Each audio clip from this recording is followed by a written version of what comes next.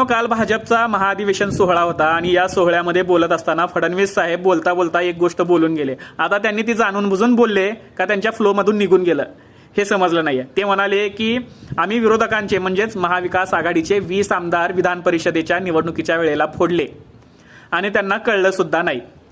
आता ज्या माणसाला जे काम योग्य पद्धतीनं जमतंय माणूस तेच काम चोखपणे करतोय.